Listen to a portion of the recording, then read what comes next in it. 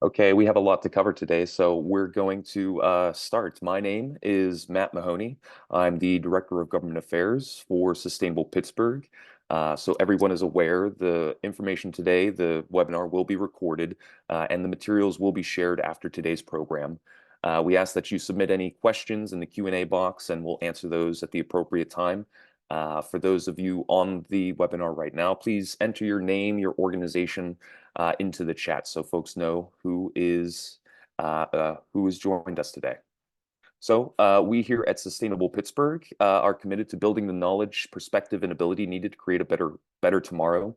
We're optimistic, having worked with nearly 1,000 businesses and communities and organizations to take action using our customized frameworks to track and track progress and simultaneously advance social equity, environmental stewardship, and prosperity. The strategic networks we host leverage the collective experience and expertise of diverse perspectives within our region to ensure our communities can meet the challenges of today. And today we can work together and co-create a fundamentally equitable, resilient, healthy, and prosperous Southwestern Pennsylvania. We'd like to thank UPMC Health Plan for being a platinum sponsor. We'd also like to thank our other sponsors, Pitt, Ohio, and Xylem, as well as our other supporters and sponsors who make these types of programs available, our bronze sponsors and other supporting sponsors. So for today's agenda, we'd like to start off with a quick overview of Sustainable Pittsburgh's programs, as we usually do, and our carbon reduction sprint with an update from our program director, Rebecca Bykowski. Next, we're happy to be joined by Matt Maruziak, Land Protection Manager in the Pennsylvania Wilds region for the Western Pennsylvania Conservancy, who will be providing us with the state and regional and local resources for municipalities to be aware of when planning and implementing green space projects. Then we'll hear from Tim Fitchett, the Legal Education Program Manager and Staff Attorney for Fair Shake Environmental Legal Services, who will discuss some of the legal mechanisms available for local governments to preserve and conserve. And our final speaker will be Deneen Underwood, who has been working with the Borough of Carnegie in Western Pennsylvania for the past 5 years, and will discuss some of the green space efforts underway in her community and what the benefits have been. And after Deneen, I'll provide a few quick updates on funding programs related to conservation efforts. Some may be already covered, but I'll reinforce those. And these will all be available for municipalities. And then we'll also leave time for Q&A.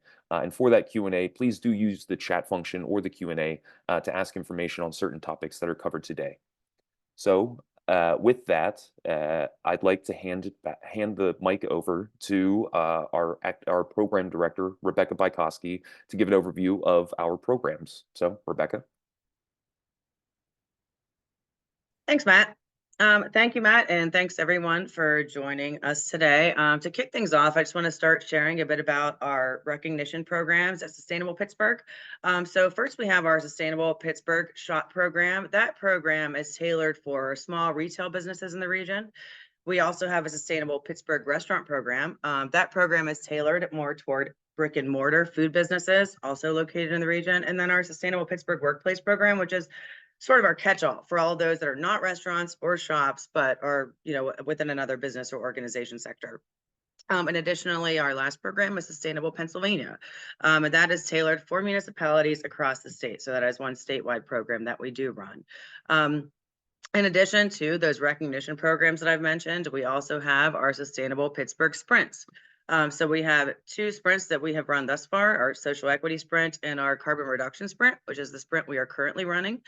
So these sprints are free, friendly, 6 months competitions where businesses, organizations, and municipalities can jumpstart their sustainability progress on specific sustainability topics, and then also earn recognition for their achievements. So as I mentioned last year, we had our social equity sprint. We exceeded our goals there, and we intend to achieve the same goals this year and to exceed those. And we're currently in the final stages of our carbon reduction sprint, and I'll share some more updates on where our current leaderboard standings are here in a moment. So across all of these programs and the sprints, these programs offer a step-by-step process in order to track and measure sustainability progress, as well as a framework that organizations can use to drive measurable impact in providing recognition for their sustainability achievements. These programs are all based on market selected practices. They're peer reviewed by knowledge experts. And also to note that these programs are fluid and continually changing based on needs, opportunity, landscape, and opportunity for impacts. When it comes to the recognition that businesses, organizations, or municipalities receive from these programs, it comes in the form of a bronze, silver, gold, or platinum level of designation or certification that's based on our overall sustainability performance and determined by completing an online assessment through a unique portal that is offered by our organization. Designated and certified businesses, organizations, and municipalities, they're also listed in an online directory, provided digital and physical promotion materials like badges and window clings, and then as well as that continuous support to advance practices from where you currently are now. Next slide, please. So to dig a bit more into Sustainable Pennsylvania, as most of you might be here representative of the municipal audience, I'd like to share a bit more about that certification program. So this program is managed in partnership with Sustainable Pittsburgh and the Pennsylvania Municipal League. This program provides strategies, resources, and recognition to municipalities for improving quality of life and expanding opportunities for everyone. This covers a comprehensive set of sustainability topics and provides step-by-step guidance for how communities can advance their performance in areas such as waste and materials management, economic development and revitalization, parks and land conservation, which is what we're here to speak about today, as well as several other topics that can help to build a more vibrant and resilient communities. So when we look at the benefits of Sustainable Pennsylvania, the program offers several benefits. First and foremost, it can help to baseline a municipality's current sustainability performance and serve as an action plan for advancing your efforts in the future. To help advance progress, the program also offers tools, resources, and best practices that are developed by over 60 advisors. As we mentioned, it helps you to be recognized as a leader. You get promotional kits, the badges, and information for inclusion on your website for job postings and other uses, as well as promotion on social media. Participation in these programs could really help you to understand and further grow your sustainable development initiatives, as well as providing a platform for your interested stakeholders to engage. And it's also worth noting, most importantly, that Sustainable Pennsylvania certification is recognized on the Pennsylvania Department of Community and Economic Development's municipal funding applications. So this can really help your funding applications stand out through clear demonstration of your sustainability commitments and increase your chances for application approval. So to move on to the next slide, there are just 4 steps to getting certified. So first thing you're going to need to do is to create an account on that Sustainable Pennsylvania online portal at sustainablepa.org. There's a QR code there. All of these QR codes that you're seeing within the time that I'm speaking, I'll take you all to the same page where you will create an account, where you can start an account to access any of these programs or also the Sprint. And then this program will then take the form of an online assessment. The questions are customized for municipalities within the Sustainable Pennsylvania program. You can work with a team of colleagues or just yourself to complete the program. And after you can submit your assessment, after completion, we'll look at your assessment, we'll provide feedback on your responses in case there's anything that needs to be changed or missing, and then give a final review to where you will earn that bronze, silver, gold, or platinum certification.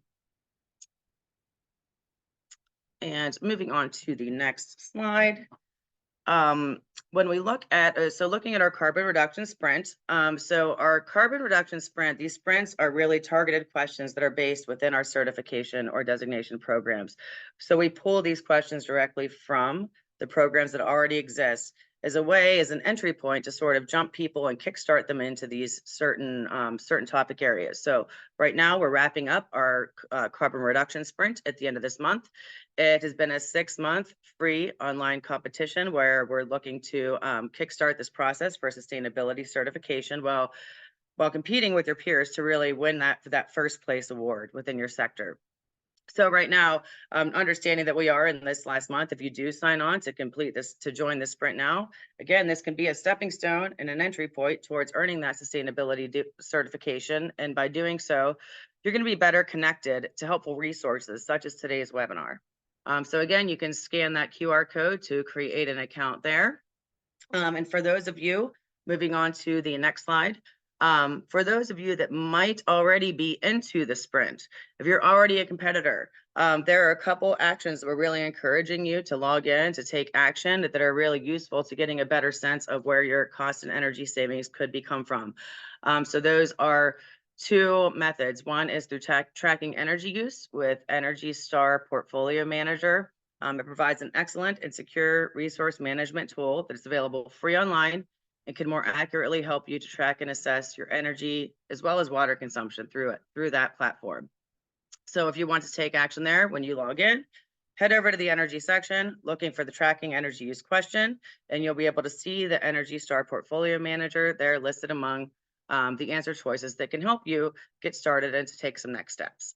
And looking at energy audits, the energy audits is another action that we are also encouraging. They can give you a better sense of how much energy your business, organization, or municipality is using, where inefficiencies might lie, and where problem areas and fixes can be made to prioritize saving energy and reducing your cost. So to take action there, you'll head to the energy section, look for the question labeled energy audit, and there you can view the question and answer choices about what's available in terms of conducting some in-house energy audits, as well as what's available to you professionally.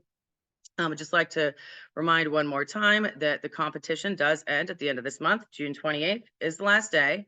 But if you sign up now and you get kickstarted and using that to kickstart your certification, you can still continue to access those tools like Portfolio Manager and all of the information on energy audits as you work through the designation process or certification process to ultimately get that bronze, silver, gold, or platinum level of certification. Lastly, I just want to share a bit about our leaderboard updates. So since our last policy connection in April, we've seen some movement within our leaderboards, whether it's been in points achieved, number of actions taken, or even within the top scores in the competition. So when we're looking here at our Sustainable Pittsburgh Workplace Program, last SCDN webinar in April, we had BNY Mellon in first, Greater Pittsburgh Community Feedback in second, and Oxford Development in third. So now we have Luxford MagTech taking over first with a score of 95. BNY Mellon has now bumped to second, but they did increase the score from 69 to 82. And Oxford Development held steady in third, while also showing an increase in points. So this is all great progress for everyone. We've also seen a number of sprint participants increase up to 45 from 29, which was last seen in April. When we look at our Sustainable Pittsburgh Shops program, we can see that back in April that Life Potion was in first, Lesky's 4th Street Market was in second, and Bike Share Pittsburgh was in third. Sorry, we couldn't see that, but I shared that. Now you can see that City Books is jumping in and now taking over first place. The Life Potion has bumped to second, and Left Pittsburgh Downtown is now entering the leaderboard for the first time in third place. That total number of sprint participants with the Shops program jumped from 13 from 11, or to 13 from 11. Lastly, we have our Sustainable Pittsburgh, or not lastly, but next we have our Sustainable Pittsburgh Restaurant Program. So in April, we had Portia's Donuts and Bobas in first, Pittsburgh Taco Boys in second, and Everyday Cafe in third. And now we're seeing that Portia's Donuts and Bobas is holding strong first with an increase in points from 123 to 128. 40 North is entering that leaderboard with a strong second place and a score of 104. And Pittsburgh Taco Boys has been bumped down to a third place, but still increasing their score from 30 to 77. So that's some really great progress. And again, we had a bump in progress or bump in participants from up to 6 from 5. Lastly, for the leaderboard updates, in terms of Sustainable Pennsylvania. So at our last SCDN webinar, we had Palmer Township in first, Pittston City in second, and McCandless Township in third. So we can see from April to now, these rankings did hold steady. However, we have seen increases in points. For Palmer Township, went from 131 to 150, Pittston City, 114 to 133, and McCandless going from an increase of 100 to 105. And those sprint participants since April went up to 50 from 42. So just to stress that the last round of our leaderboard updates will be happening this month. So we're looking to be getting those actions in by June 7th. So look to push if you're already participating, getting those energy actions in or any other actions that earn you those points and get you moved up on that leaderboard or even get your name on that leaderboard. But I think that's about a wrap up from what I have to share in terms of from a program standpoint within our recognition programs and the sprints and our leaderboard updates. So I encourage you all to, again, use that QR code, sign up today, take some action within carbon reduction and get kickstarted on obtaining that sustainability designation or certification. And with that, I will pass it back over to Matt. Thank you. Thank you so much, Rebecca. I appreciate that. That's really exciting and interesting updates, and I encourage everybody to scan the QR code if you're interested, even if you're interested in just taking a look. It's a good opportunity to access some resources, learn about what else is out there as far as resources to continue your journey in sustainability. So with that said, let's hop into the content of today, Cultivating Community Green Spaces, a practical approach for municipalities. So we have a lot to cover today, and we have some wonderful experts joining us. So without further ado, we are first thrilled to, well, I am first thrilled to introduce the amazing Matt Maruziak, a land protection wizard from the Pennsylvania Wilds region. For over a decade, Matt has masterfully handled the land acquisition projects, forging connections with the public about land protection options, and developing strong partnerships with local land trusts and government agencies. And here's a fun little tidbit that I found. Matt manages the Western Pennsylvania Conservancy Forest in the beautiful Elk and Clearfield counties. So thank you, Matt, for joining us, and we're excited to hear what you have in store for us today.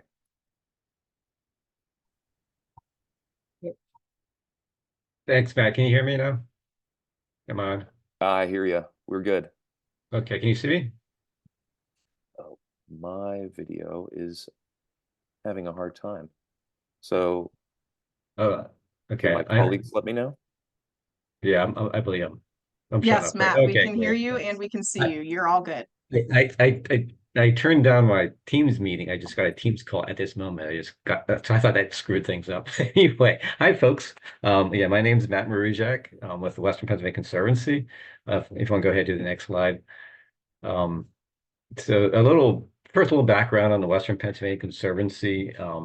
We enhance the region by protecting and restoring exceptional places. We've been around since 1932 and helped establish 11 state parks. We've conserved more than 285,000 acres of natural lands and restored more than 3,000 miles of streams and river streams and assessed thousands of wildlife species and habitats.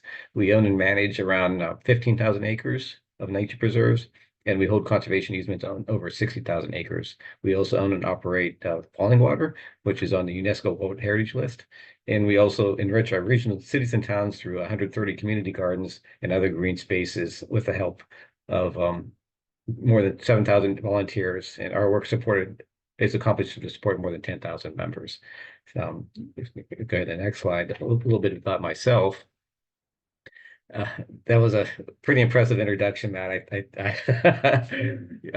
I am the land protection manager. I work out of our regional office in Ridgeway, covering the Pennsylvania Wilds region. I have a sort of weird, unusual background. I am actually a chemical engineer and spent about 16 years in the petrochemical industry, mostly in Texas and West Virginia. I moved back to this region, which is home for me, back in 2005, and transitioned working for county planning and then regional planning. And then in 2011, joined Western Pennsylvania Conservancies. But my experiences with county and regional planning, I really valued that. We're working really closely with municipalities and really enjoyed that work. And glad to talk to you guys today. If you want to go to the next slide. Trying to prepare for this presentation, I was trying to figure out what I can say that's useful to you all. I looked through the green space actions and the carbon reduction sprint, and these are the two that really jumped out to me. It's really important to have the ordinance and the planning and the comprehensive planning to support these actions, but really, how do you actually, get conservation programs on the ground, and how do you complete parks on the ground? That's what I'm hopeful to speak to is where can you find the capacity or resources to do this? Because like I said, I've worked with a lot of municipalities. You guys have a lot going on with not a lot of resources. And really the bottom line is how do you have to develop those as collaborations to accomplish this goal. So I have some resources to go through. It's not exhaustive. I'm sure I'm missing some. I'm hopeful just to get your thoughts going about what's out there. And I'm sure you're familiar with a lot of these resources already. But just to kind of hopefully start some ideas and help you do these and do these actions and get some good land conservation and parks. If you want to go to the next slide, please. So really, I'll just start out with local resource. You all know this. I'm sure you all know this. I think if I was a municipality thinking about a conservation program or thinking about a land acquisition or a park, I think the first folks to reach out to would be your county planners. These are great folks. They understand a lot of different state, federal resources. They have a lot of connections. They understand a lot of, and have seen other similar projects. So certainly talking with your planning commission, it would be first. I spent my first, when I transitioned my career, I worked for Elk County Planning Commission as their community development economic coordinator. Really, one of the coolest projects I worked on there was help support the Clarin River Municipal Partnership. That was an intergovernmental cooperation agreement. It was really spearheaded through Millstone Township in Elk County. They were having some issues. Most of Millstone Township is Allegheny National Forest, but they were having some real issues with overuse of recreation areas. Partying was going on, some bad developments going on. And so in order to really solve that problem, um, the township supervisor, Eric Patton, really led this development of the Clarin River Regional Partnership, which was an intergovernmental cooperation agreement of the townships along the Clarin River. But from the county planning, I provided logistic support. I helped find many places, arrange meetings, and help them with this partnership between the municipalities, with the National Forest, other state agencies, and really help solve some of the recreation issues and make them, the recreation was very important in the township. It would help improve some roads, help put in some toilets, and I'm very proud of that project.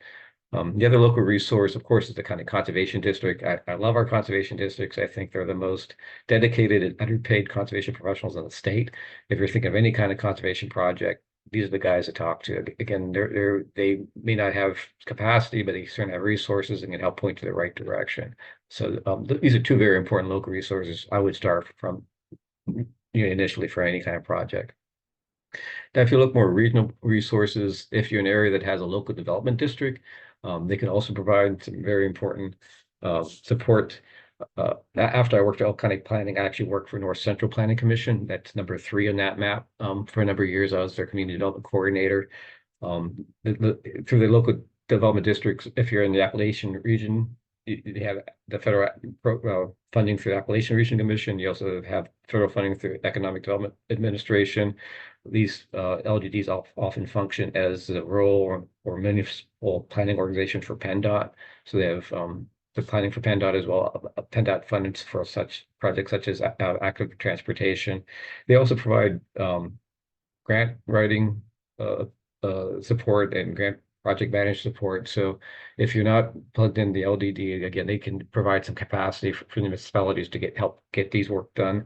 When I worked for North Central, one of my major goals was putting together the regional greenways plans across the region. And once we did that, we also then got some funding from the state to have a Greenway mini grant program that we could grant out to municipalities and nonprofits to implement some of the Greenway plans.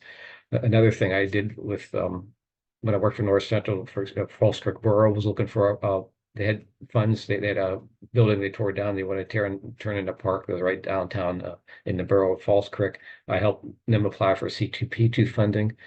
Another example is if you're familiar with the Knox Cane Trail, which goes to Clarin Forest, Elk, and McKean County, and at Kinsey Bridge State Park. When that railroad was first abandoned, the McKean County planner really took the lead to try to make sure that could be turned into trail. Wanted to get a feasibility study done, so I helped her write the C2P2 grant, the DCR grant, to fund the feasibility study and help organize the other 4 counties in order to support that feasibility study, which was really the first important step. And now through many partners and years later, now that Knox Cane Trail has really developed to be such a great asset for the region. The next slide, please. Now, if you happen to live in a conservation landscape, again, this is a really great collaboration between state agencies and counties and local groups to promote conservation and help have conservation help our economic development and community development in this region. Most of our POLs, I've been involved in POLs longer than I've been with the Conservancy. And I know them very well. We also have the other conservation landscapes throughout the region. The Pennsylvania Wildlife Planning Team is probably one of the most important external networks I have. We meet every other month and comprise the planners and tourism folks and really to talk about projects and issues across the region. They even have some funding for if rapid response funding. So if there's some development going on or some issues coming on, I'll provide some quick funding to deal with these kind of issues. Also through the PA Wilds, I help organize the PA Wilds Climate Network, which is kind of a informal network of conservation folks and forest managers and stuff that get together just to talk about climate issues on a local level, what we're seeing and how to talk about climate. So that's been really good. The other conservation landscapes are organized a little bit differently, but still, the idea is a collaboration between the state agencies and local groups to build on conservation and support community development and economic development for the region. Next slide. Again, similarly, if you're in a heritage region area, that also our heritage regions are very important and a very great resource to connect with. I'm most familiar with the Lumber Heritage Region, which has a very similar footprint to the Pennsylvania Wilds, as well as the Route 6, PA Route 6 Heritage Corridor. They spans the entire northern tier of the state, but their office is right in Gelton and Potter County. And I work with Candace quite a bit, talking about viewshed protection and stuff like that. I know the Oil Region Alliance does a lot of trail work. I know the Lumber Heritage Region has a mini grant program for signs and boat launches.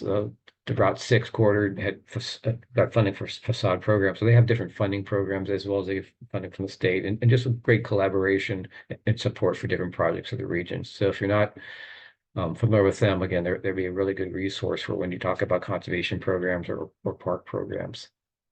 It's as well as the other heritage regions. Those are the ones I'm most familiar with. Now, if you get to state level, we're already talked about the Department of Conservation, Department of Community and Economic Development. Of course, you have the local government services.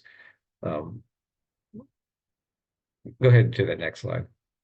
Where we're talking about state resources. So they got the Department of Community and Economic Development. You have your local government services through them, as well as a lot of funding programs, as well as the Department of Conservation and Natural Resources, both through the Bureau of Recreation and Conservation and Bureau of Forestry. So the next slide, through DCED, DCED has a lot of different grant programs. You got the single app, right? If you ever dealt with DCED, probably one of the most important ones for this kind of work is the Green Trails and Recreation Program. This is funded through Act 13, which was the legislation for unconventional well development, but that also provided an impact fee for each well. And those a portion of the impact fees go back to the state that again to the Commonwealth Financing Authority that funds different programs, one of them being the Green Trails Trail Recreation Program. If you go to the next slide, talk about DCNR, Department of Conservation and Natural Resources, is probably one of the most important state agencies that I deal with, particularly with the Conservancy. On the one side is the Bureau of Recreation and Conservation. They have regional advisors across the state. If you're thinking of any kind of conservation project, these are great first points of contacts, even if you don't even want to apply for DCR funding. These guys really know a lot of different resources. They know a lot of similar projects. They can refer you to consultants that's done different projects. So they're a really great place to start. I work with Aaron. Wiley Moore is in West quite a bit, of course, in the region I work in. Adam used to cover the Northwest, so I know him well. These are top-rate folks, really a great place to start. Aaron Wiley Moore actually puts out a email every week or bi-weekly that just lists all these different funding resources, and she sends it to anybody. And it doesn't have to be in her region. It's a fabulous resource to just see what's going on. And certainly, if you're interested to be in part of that email, you just need to reach out to her or reach out to me, and I can connect you with her. But this be the first point for DCNR. If you go to the next slide. Of course, the Bureau of Recreation, their main grant program is the Community Conservation Partnership Program, C2P2. That's how we shorten that a lot. You start with the advisor. They can direct you which program you need if you want to apply for funds. I do a lot of land acquisition and conservation grants, as well as community recreation conservation planning. But this is a really nice website, nice grant application. It's still some work, but I think they do a really good job of being able to get the application done and the support for it. So this is a really important funding source for a lot of these kind of conservation or parks project or recreation projects. If you go to the next slide, if you in addition, the Bureau of Recreation, DCNR with the Trust for Public Lands and We Conserve PA also developed this outdoor recreation access for Pennsylvania. It's a horrible web link, right? But I think if you Google outdoor recreation access Pennsylvania, you'll find this. If you go to the next slide, this really shows it's a GIS analysis of where there's needs in terms of a 10-minute walk or a 10-minute drive from a trail or water. This shows the statewide needs, but you can drill down to a county or municipality, and that might help with your planning of where you have specific needs for where you want places for parks and green spaces. Or conversely, a lot of times I already have a project in mind, so I use it to see how well it scores. It can help with my grant application. But this is a really nice tool to figure out where those needs are. And if it's a high need, you certainly get more support from DCNR and other grant funding. If you go to the next slide.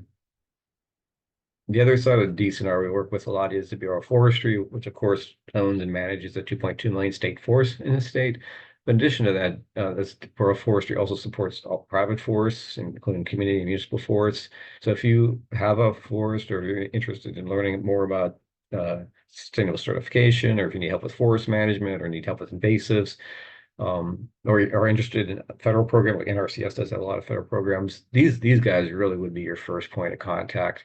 If you Google DCNR Service Foresters, you can come, this is a 3-page PDF, or I can send that to you, that lists the service forester for each county. And so really, if there's any forest issues, carbon issue, forest carbon, anything like that, these guys can I'd start with one of these guys, and then they can get you the other resources. There's a lot of resources at Penn State Extension and as well to help with foresters. But I think this is a great place to start if you're wanting to do more sustainable forestry or have forest questions.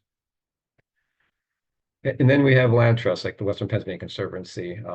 We Conserve PA, it used to be called the Pennsylvania Land Trust Association, is a fabulous resource for a lot of different reasons. They have this website at weconservepa.org. They have their library with a lot of resources about conservation, about parks, about greenways and trails.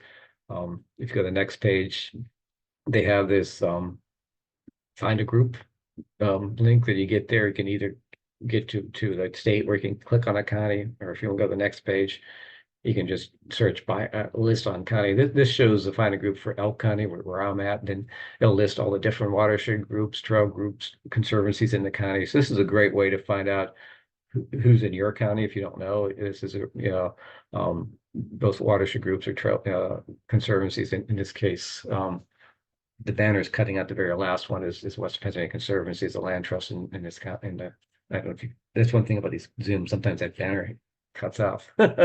Anyway, if you go to the next slide, it's specific to Western Pennsylvania Conservancy. This shows our service area for land conservation. Our watershed conservation group is very similar, but if you are working on a land conservation project, and need some assistance with the Western Pennsylvania Conservancy, we cover this. My area is the teal, again, the Pennsylvania Wilds region, but certainly reach out to me. And if it's not in my area, I'll contact you with one of my colleagues. We're glad to provide technical assistance for acquisitions. We also have a revolving loan fund that can provide some bridge funding for acquisitions as well. So, and we support, both state agencies and local municipalities with actual acquisitions of larger forest land for conservation as well, if it works for us as well. So feel free to reach out with us. We can provide resources and other things. If you want to go to the next slide. Hey, Matt, we did have a quick question and I wanted to note the time, just want to make sure that we're staying on time. So just a few more minutes, but wondering how we could access that the ArcGIS file on recreation needs. Is that a link that you can send out afterwards? It's a link. If you can Google that title, I can send a link. It's a long link, but I'd be glad to send that out. Fantastic. So, okay. If you want to go to the next slide. So just how much time I have, Matt? Really just a few minutes. We want to make sure we leave enough time for our other speakers. Okay, sounds good. So there's just one case study. If you can go through the case study. So this is an example of the local community wanted to do a trail feasibility study. They reached out to us, or I shouldn't say that. So with the trail group, the Ridgeway Township Borough actually applied for feasibility study. I helped them write it, and this is to extend the trail. There's an existing trail from Brockway to Ridgeway. This extends the trail from Ridgeway to Johnsonburg. So we're, again, glad to support the feasibility study. The next step is to actually get some trail easements, and I'll be helping, hopefully, the borough, the county is going to be then holding trail easements. So I'll be hopefully to take care of that. So I think I'll end here. I did have some other case studies to go over. but I'll be glad to answer questions later. And I hope the resources are helpful, and we can go from there. So, Oh, thank you so much, Matt. That a lot of really great resources. I'll just skim through the slides that you did have if you wanted to make any comment on them. But and this important overlook project, this is an actual acquisition where I'm partnering with Cameron County, where the county is interested in owning this property. So this is a partnership that we're hopeful to buy the property and convey it either to the county or to the borough. But this, you can see, there's a lot of good potential on this property that for recreation for development, very close to Emporium, and this is the gorgeous view of Emporium. That's the money shot. that is absolutely beautiful. Yeah, no, that's a great place to leave it, and with all of that potential in that picture as well. So absolutely great, lots of resources. Thank you so much, Matt. Now moving on, I'm delighted to introduce Tim Fitchett, the Dynamic Legal Education Program Manager and Staff Attorney for Fair Shake Environmental Legal Services.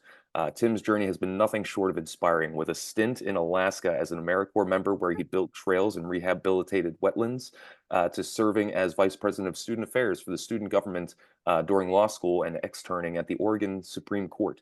So Tim has a lot to offer. So please join me in welcoming Tim. Thank you very much for that, Matt. I really appreciate the opportunity to be here, and thank you, Matt Maritziak, for all that amazing information that you shared during your presentation. So, Ms. Maritziak went over a lot of sort of the larger resources that are available for groups and municipalities that are trying to build big projects. And I wanted to really highlight some of the more local things that different municipalities can enact today, right, or in a very short period of time, in order to move the goals for green space and conservation forward. So just a little bit about Fair Shake. We are a nonprofit legal firm. We work in Pennsylvania, Ohio, and West Virginia. And we try and provide sliding scale fees in order to kind of close the gap on a lot of groups that are unable to access legal resources in order to push their ideas forward. So I represent a ton of different nonprofits on all sorts of different environmental issues. And we've got a great team of lawyers here that does the same. We also have what we call the Community Democracy Program, which are three lovely women that are working on the ground in potentially impacted municipalities to help either the groups in those areas to move their ideas forward, or help the municipalities themselves with their own enacting of ordinances and figuring out how to move things forward. So we can move to the next slide. Super quick disclaimer that I just always need to throw in because I am an attorney. This is not forming a lawyer-client relationship. Anything that I say here is purely educational, and your circumstances may differ. Next slide. All right, so I did want to go over briefly just why community green spaces are an equity issue and why they are so important. And so we can move on to the next slide. So green space access, like all access to nature, it's a privilege. And there are scientific, tangible health, social, and educational benefits. These have been studied ad nauseum. They are real benefits to having these things in our communities. And so everybody here that's on this call, on this webinar, I really appreciate you all being here, because it is really important. It is really vital to our communities to have these things, make these spaces. And I'm hopeful that I can give you a couple ideas about how we can do that. Next slide. I'll also throw out there that it is an environmental justice issue. I love this is a mural that's up in Chicago, and really just showing the two sides of access to green space and those that don't have such access. Like amenities in America, it can be incredibly imbalanced to favor the more privileged and disfavor communities of color specifically. So we can move on past this though. So really what this talk is about is what can actually be done to increase access. How can you, as municipal leaders, as community members, advocate to make these changes to get things moving in the way that we all hope to see. So next slide. Luckily, there are a lot of different options, and I'm going to just kind of breeze over a bunch of these today. I don't want to dive down too much into the weeds on these. Each community is going to have to come up with the best options for them for their specific goals and tailor it, right? Tailor the ordinance, tailor the ideas to work for their communities. But we're going to go over a handful of different zoning ordinances that municipalities could, again, enact, in a month or two in order to push these ideas forward. We'll also go over overlays and different incentives that you can kind of build into those ordinances. And then we'll talk briefly about conservation easements and green building codes. So next slide. So zoning for green spaces.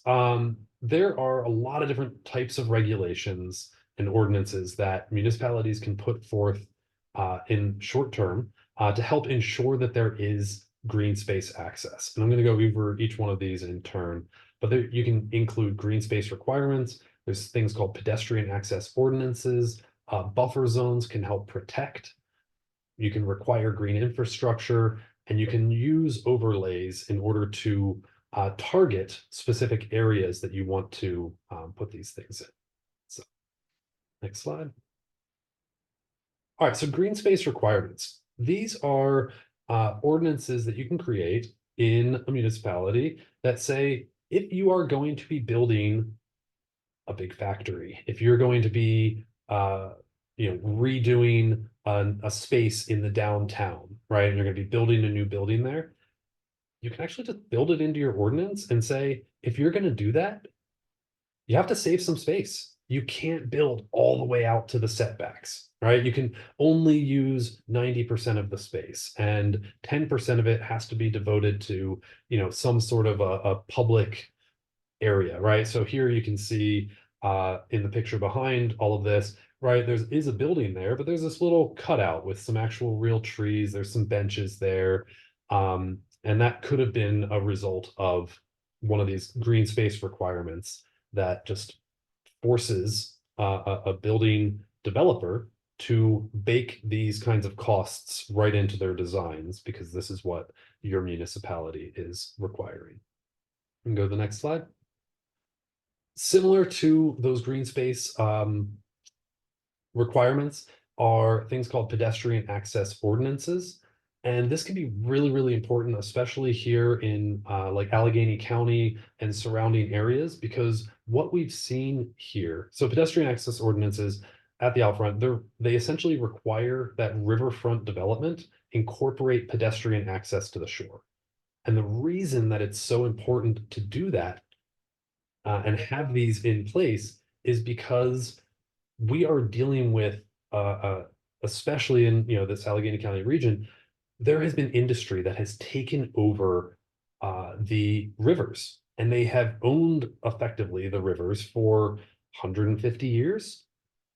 But now in the past 10, 15, 20 years, we're seeing those industries move into more rural areas, maybe overseas, and these areas right next to the shore, the public can't access them, even though the river is no longer blocked. So the pedestrian access ordinance says, hey, if you're going to be redeveloping one of those industry properties, you have to make sure that the public still has access to the water. You can't just build up to the water. You can't, work that way. You have to create this green space next to the water. And when you build this kind of ordinance in, then everybody, as these areas get developed, as they, if you want to call it gentrification, if just development, right, it turns into a park. It turns into a connected path all along the riverfront, right? So here in Pittsburgh, we're really working on the Northern Allegheny is the one that's really in the works right now. And as opposed to just letting people buy the property and build all the way out to the edge, they're turning it into, there's going to be a park all the way along it. There's going to be open space. There's going to be, bottom floor commercial, right? So that people have that kind of draw to that area. And so creating this in your own communities, in your own municipalities, can really be a big economic boon, and help to make sure that that redevelopment goes in the way that you want to. Next slide.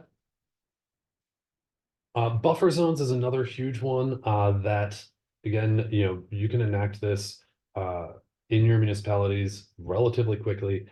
Riparian buffer zones protect stream resources and wetlands, and 100-foot buffer zone at a minimum has been shown to have massive benefits for the rivers. Right, it helps to filter out the water that's coming from those developments or whatever's beyond that buffer zone.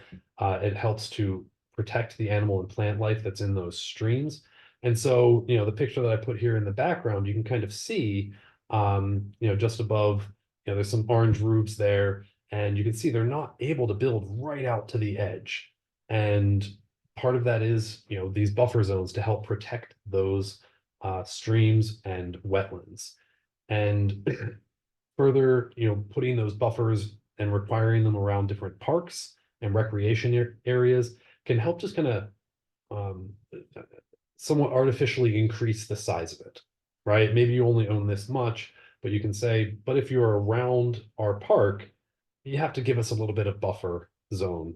You can't build right up to the edge of the park. So this is something that we've seen enacted in numerous regions, and to really good effect to help protect their resources, reducing development in areas that are and should be left as wetlands, and ultimately that helps to just increase the amount of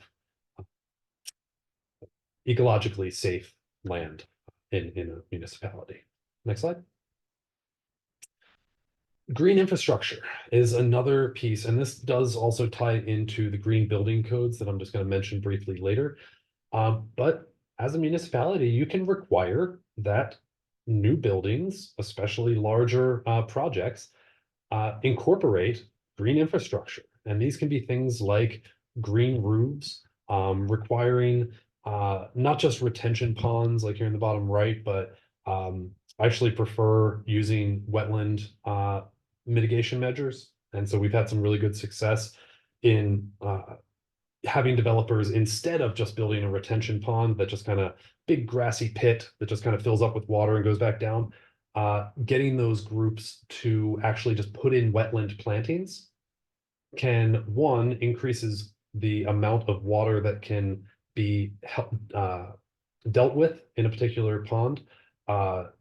It can really increase that a lot, the amount in the calculations when you're actually building in the right kind of plants, right? The root structure, everything just turns it into better bit. So you can require these things. You can say you need to put these in, or as we're going to talk about in a second, you can give incentives for people to put these in and say, well, if you're going to do this, we'll give you a break on taxes. We'll give you a break on your filing fees, whatever it might be. So these are all just a lot of options.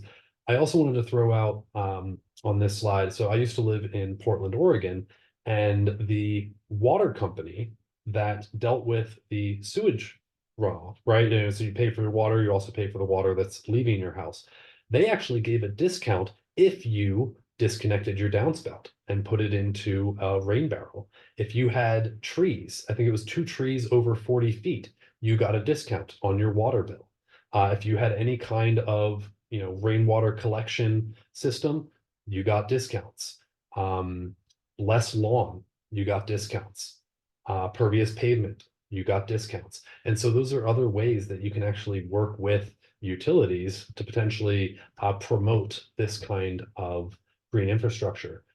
This infrastructure can also be really important for reducing one of the worst things for our rivers is combined sewer overflows, right? So when a lot of rain comes down, the systems are designed to just dump the excess water into the rivers. Often if they're combined with the sewer system, it dumps that sewage in. And so putting these kinds of things into place can really help to protect the integrity of the green spaces that are around. This is also super important because our rainfall has been increasing pretty drastically over the last 5-6 years. Next slide. Tree preservation ordinances. This is another great one to help reduce the amount that people chop down trees. So trees have been shown to be really beneficial for reducing crime, but also for lower energy costs, both for heating and cooling. They just kind of mellow everything out. And so the more trees that you can keep, the kind of better off it is. The less heat island effect you'll get in urban areas, or even suburban areas. So you can enact a tree preservation ordinance that says, if you're going to chop down a tree, you actually have to like ask the township. You have to ask the municipality, and you have to prove that it's necessary. And so there are some municipalities just around Portland that enacted this, and sometimes to the consternation of some homeowners, they would say, hey, I'd really like a better view of the lake. I'm going to chop down this 80-foot oak. And they'd say, no, you're not allowed to do that. So doing that can really help keep those green spaces, keep those ecologically sensitive areas protected.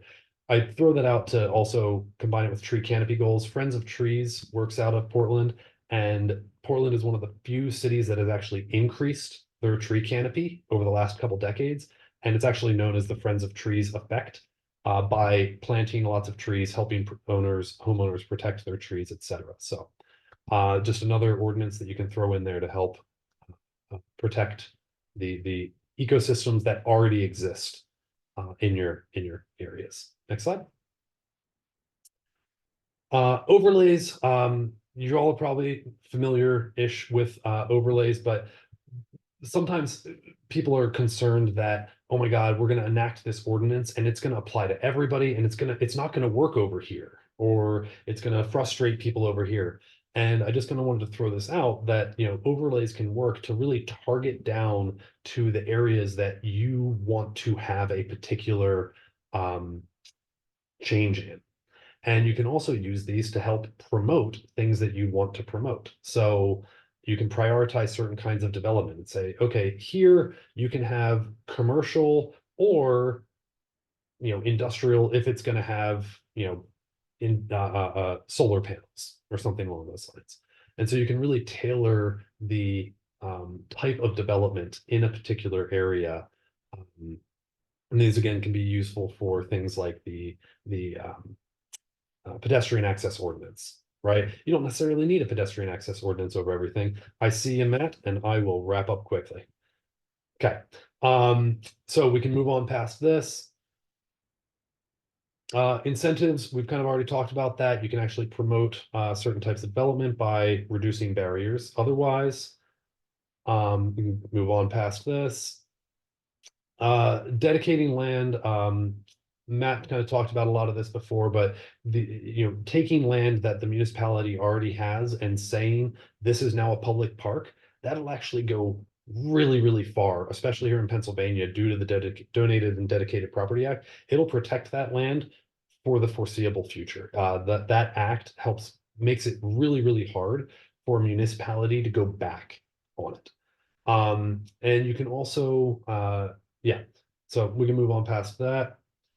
Conservation easements, this is another great thing. Matt was also talking about these, a way to protect land that is already being devoted towards conservation. But I also wanted to bring up that you can use these to offer incentives to homeowners that put conservation easements on their own land. So you can incentivize people that have large tracts of land. You say, look, you put a conservation easement on this, we're not going to charge you normal property tax rates, right? And that way they're more likely to kind of maybe give it to a nonprofit or otherwise make sure that that land is protected. And I think maybe there's just one more slide. Green building codes. This is just another, there are certain building codes that do promote and require and encourage sustainable practices like water conservation, energy efficiency, using environmentally friendly materials. And so as opposed to, I think it's the ICC, the International Construction Code, which is kind of the standard that most municipalities adopt, you can kind of add on to that and say, yes, all of that, but also these other pieces. And that can just really help to promote the development that you want to see in your municipality. And that's all I've got. So we'll save the questions till the end, and I'll throw it back to Matt. Thanks, everybody. Thank you so much, Tim. Fantastic. Lots of really great information, lots of good recommendations for municipalities to take steps that they can do, like you just said, fairly short term. Recognizing this webinar does go until 1:15, I just want to make sure that everybody has enough time. But I am very excited now to introduce Deneen Underwood, our last speaker, our final speaker, wrapping us up, and who is a dedicated leader who currently works for the Borough of Carnegie. And with her extensive experience in local government, Deneen has supported several preservation and conservation initiatives to enhance the community development and public engagement, and her passion for creating inclusive and thriving neighborhoods is evident in her work, and you'll hear that from her. So please join me in welcoming Deneen. Hello, today I'm going to discuss 3 related borough conservation projects, and those are rain gardens, the Mayor's Monarch Pledge, and certified gardens. Next slide. Our East and West Main Street parking lot rain gardens are used for stormwater management. Next slide. These gardens were designed by the Western Pennsylvania Conservancy and funded with a PennVest loan. This drawing shows the location of the plants. Next slide. Rainfall statistics recorded by the National Weather Service show significant increases in precipitation except in 2023. This year, we're already close to 6 inches above average. The rain gardens in the East and West Main parking lots absorb more than 800 gallons of storm water each year. Next slide. So the benefits of the rain garden: it removes and reduces pollutants and sediments from runoff water, runoff quantity management from rain events of 1 inch or less, mitigation of peak flow from larger storm events, and reduction of nuisance flooding. And it also creates a landscape asset in urban and built environments. So the ideal soil mixture for the rain gardens is 20% organic materials such as compost, 30% sand, pea gravel, or crushed slag, 50% topsoil with all the rocks and foreign matter removed. Considerations: a bioretention cell is a sensitive living engineering system. So winter salt may damage the plants. Plowing should be used instead of salt in those areas. And then the soil and plants will need to be replaced every 10 to 15 years or sooner if the pollution is heavy. Next slide. So these are pictures of the plants that are planted in those particular rain gardens. We have trees and shrubs and grasses and perennials. So the trees include serviceberry, black chokeberry, inkberry, holly. The switchgrass is very important. The perennials, we have sneezeweed, blazing star, many others. We have sweet bay magnolia, winterberry, St. John's wort, pink moly grass. And all of these are beneficial to keep the garden absorbing runoff water in the parking lot. Next slide. So achievements with the rain garden projects: a virtual rain garden classroom was created at carnegieborough.com/rain garden, and it explains the engineering function and benefits. The information has been promoted to the public and then also presented to the elementary school and high school. We've included rain gardens and stormwater as stormwater best management practices in our climate action plan, as well as stormwater management plan and current and future comp plans. Barriers: a lack of understanding from the public about the appearance and function of the rain gardens. Community response has been mostly positive, but a few people have expressed opinions on the lack of color. They misinterpreted a rain garden as a tropical garden. Seasonal maintenance can be an issue when determining the difference between invasive weeds and beneficial plants. Sometimes they look the same. Many of the native plants, including switchgrass, quickly grow very tall, many feet tall, actually.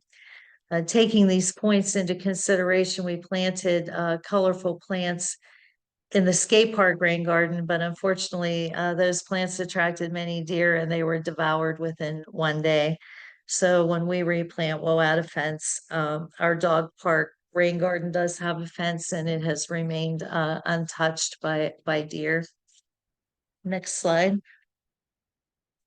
So this is a map showing current and future rain garden locations.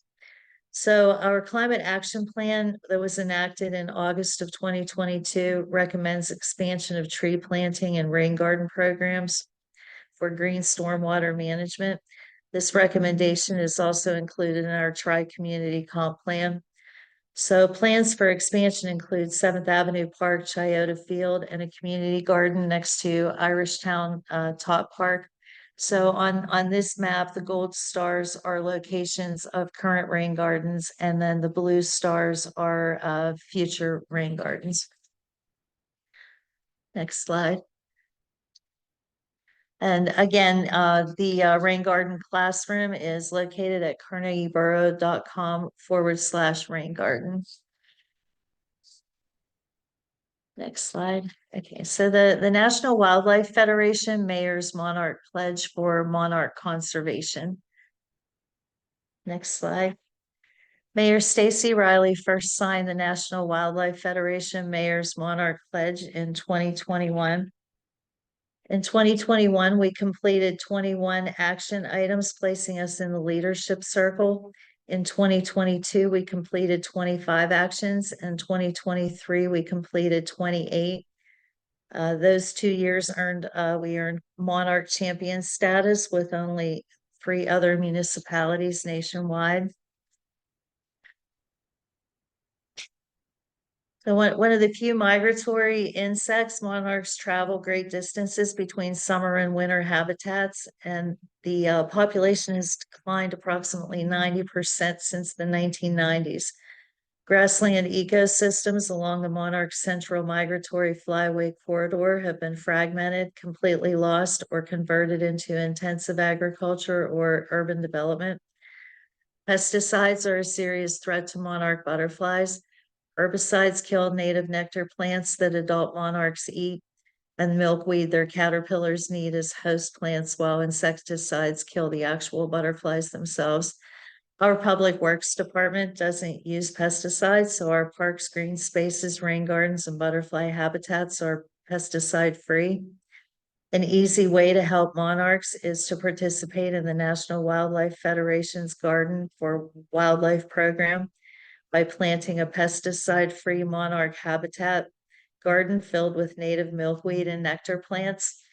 Milkweed that is native to Western Pennsylvania includes common milkweed, butterfly weed, and swamp milkweed.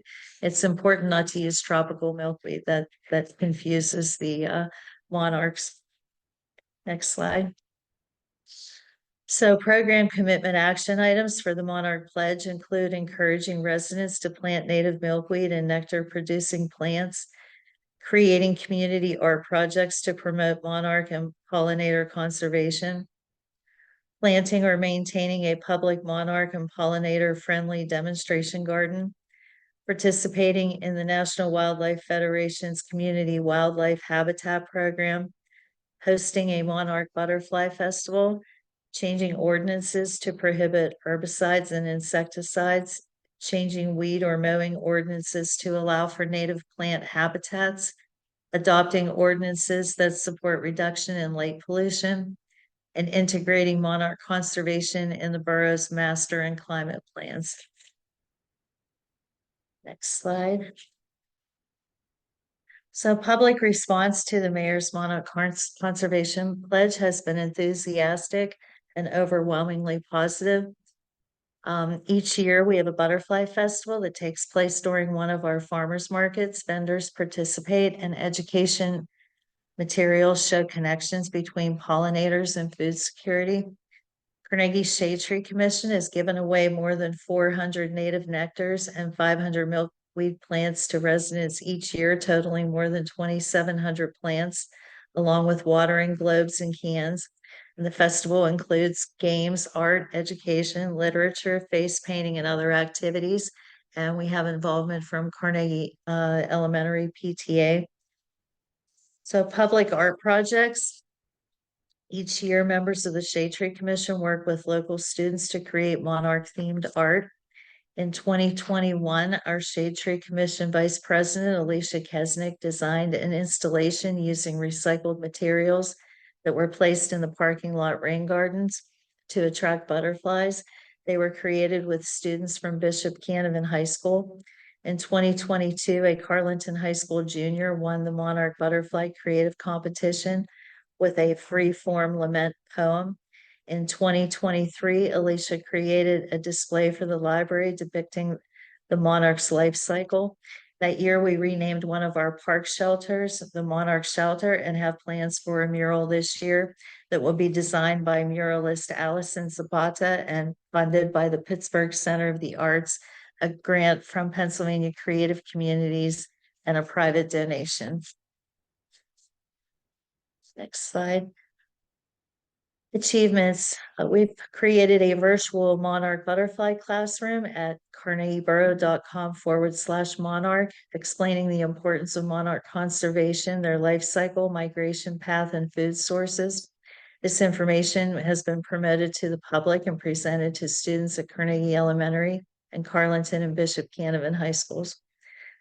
Other achievements include certified habitat program participation, a community garden that will include native nectars and milkweed, collaborations with local farms and organizations, a pollinator demonstration garden at the Borough Building, milkweed and native nectars planted in public spaces, parks, and rain gardens, a borough milkweed map, a linear pollinator corridor using planters along East and West Main Streets, which is now also on Mansfield Boulevard.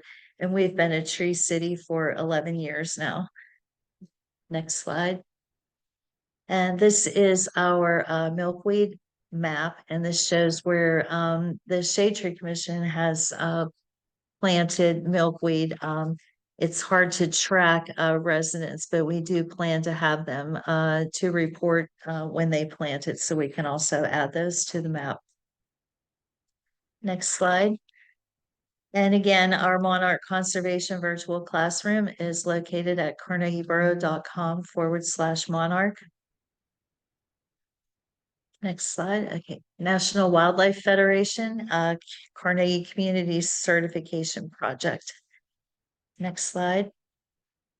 This is an action item for the Mayor's Monarch Pledge. So we signed up for this last year, and the Shade Tree Commission has been working on helping residents certify their gardens. It does cost $30, so we were also going to look into a way where we could possibly fund some lower income residents that aren't able to afford it. But any place where you create a wildlife friendly garden, it can be recognized as a certified wildlife habitat by the National Wildlife Federation. Your yard, a local park, a container garden, urban rooftop, a schoolyard, or corporate landscape, regardless of size, can serve as important wildlife habitat. So the benefits of certification: providing more opportunity for green space, inclusion in the NWF Certified Wildlife Habitat Network, a personalized certificate, an optional press release, a subscription to Garden for Wildlife newsletter, a 1-year membership to the National Wildlife Federation that includes a subscription to their magazine, a 10% discount on nesting boxes, feeders, bird baths, and other products, eligibility to purchase and post a yard sign to display commitment to wildlife and the environment. Next slide. So what you'll need to certify your garden: places to raise young. Wildlife needs places to reproduce and for their young to grow. A water source: all animals need water to drink, bathe, or as a place to breed. Food source: native plants provide seeds, berries, nuts, nectar as food and support insects which are eaten by other wildlife. Bird feeders can supplement these natural food sources. Cover: wildlife needs shelter from bad weather and hiding places for both predators and prey. And then for more information, you can visit nwf.org/certify. And then finally, why pollinators are beneficial. Healthy ecosystems depend on pollination. 75% of the Earth's flowering plants are pollinated by insects and animals. Without pollinators, agricultural economies and food supplies would collapse. Pollinators contribute to soil, clean air, wildlife support, and oxygen supply.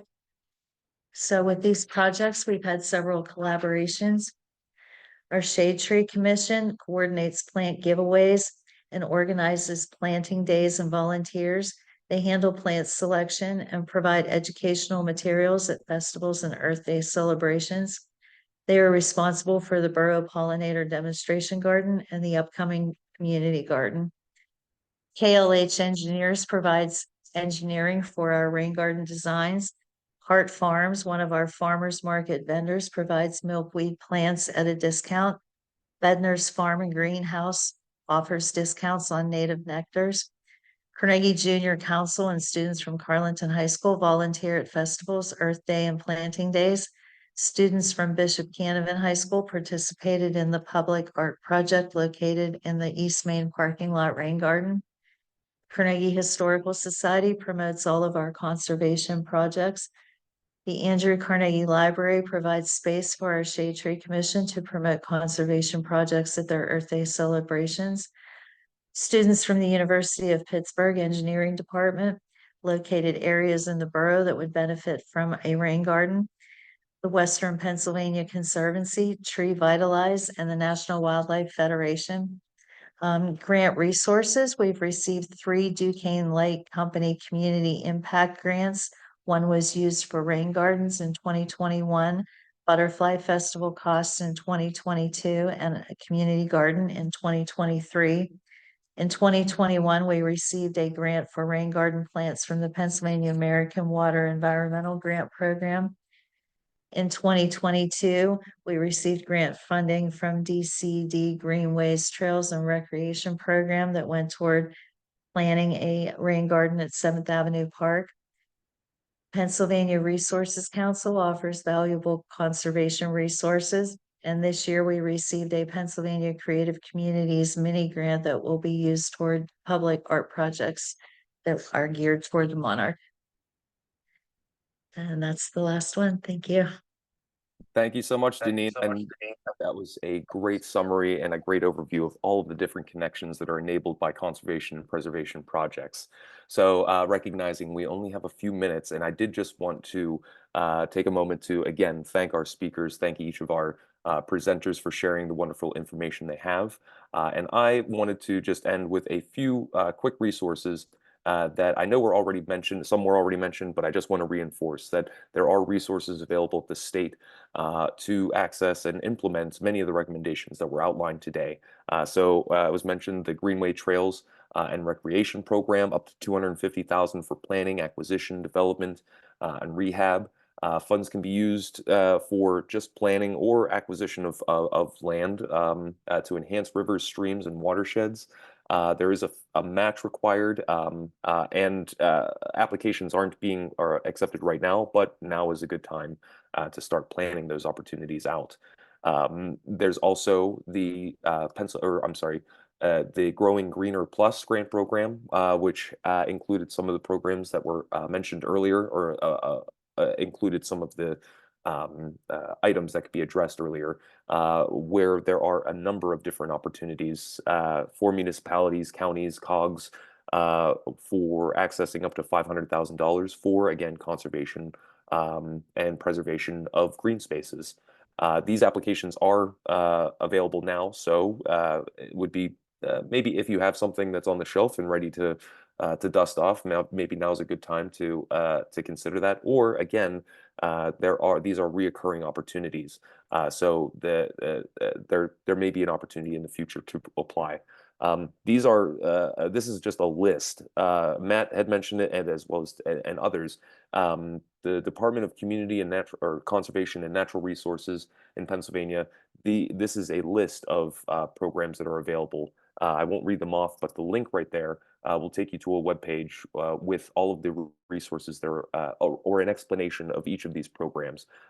So if there is a plan, if you're considering a plan, now would be a good time to take a look and see what resources would be available through DCNR as well as other state agencies to advance those programs. And I'll just end on one real quick note. There's an interesting program, the Pennsylvania Outdoor Corps, where there's opportunities to work with young aspiring conservationists and preservationists that are working with either with the Student Conservation Association through the PA Outdoor Corps. There are opportunities for cost sharing for working with young people that are building knowledge and experience of being good students and stewards of resources and natural resources. So there is one question I just want to get to real quick, and it sounds like something that Tim may be able to answer, but I just want to call it out real quick. What are the chances of imposing requirements for property managers and others in using pesticides, connecting the what was just described by Deneen as restrictions, and are there opportunities for municipalities to impose restrictions for pesticides? I think that there are opportunities for that to happen. I don't know what the political will is for that to happen, right? I think that's going to be a big, I mean, so many different, it's pretty entrenched, right, for these groups to use their pesticides. And I just don't know if there's the political will to make that kind of large scale change. That's a great point. That with policy change, there requires a constituency, a group of people that are dedicated to that cause to move that cause forward. And so there's always multiple sides to the same coin in those conversations. But education, providing policymakers with education on the impacts of pesticides and advancing programs, as Deneen had mentioned, I think would be a good approach, or one step in a multi-step approach to addressing the concerns of pesticides. So with that, we don't have any other questions, and we're already over time, but thank you so much for joining us. If anybody has any questions, please reach out to us here at Sustainable Pittsburgh. We've heard from Rebecca Sawyer is our program manager and systems administrator, expert in many facets of Sustainable Pittsburgh. And you have myself, Matt Mahoney, Director of of Government Affairs with Sustainable Pittsburgh. Thank you all for joining us, and we hope to see you at the next one. So thank you. Enjoy the rest of your day.